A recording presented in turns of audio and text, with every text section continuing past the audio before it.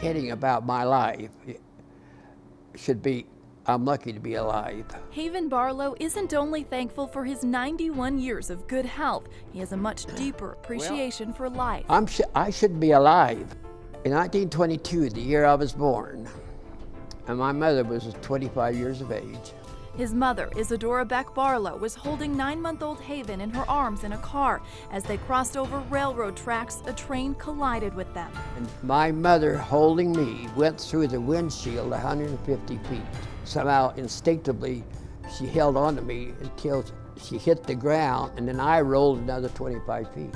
Haven's mother and 3 others were killed. Haven, too, was thought to be dead. Just before the railroad train started, they saw a quiver in my body, and they grabbed me and said, hey, not 5 people haven't been killed, only 4. Haven grew up fast, excelling in school despite a void that would never be completely filled. It's affected me more than anybody else because I grew up without knowing my real mother. His father, Jesse, helped guide him all the way to then Utah State Agricultural College, today Utah State University, a change Haven was later instrumental in making. But my dad was just a role model for me. I mean, I don't know what I've done without my father. He joined the Navy, serving during World War II. While stationed in Florida, he called up his fiancée, Bonnie Ray Ellison, and asked her to travel there to marry him. And I would call collect, and she'd have to pay it. So when I called her, I said, would you like to come and we get married? She said, well, I can't afford to pay those calls anymore, so I think maybe I'll come. So we got married. They had 6 children, and then came politics.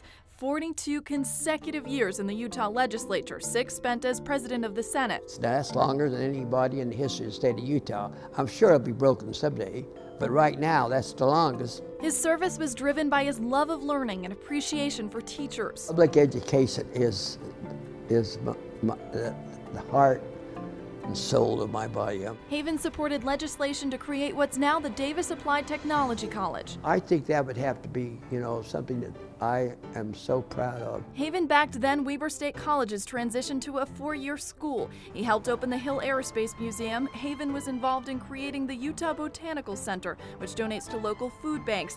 He helped establish Antelope Island State Park. Another proud achievement, saving the underfunded Utah Symphony.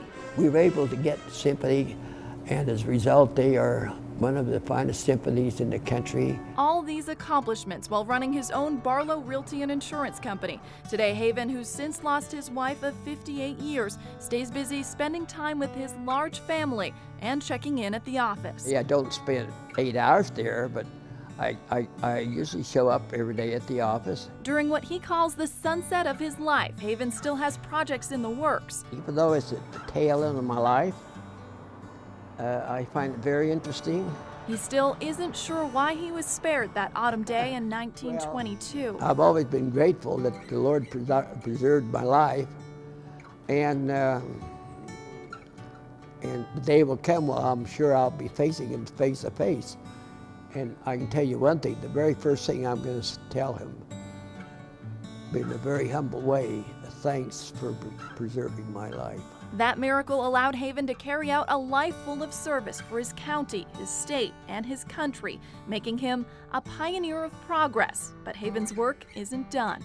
I think the Lord says, Haven, you got so many things that you haven't done on your desk.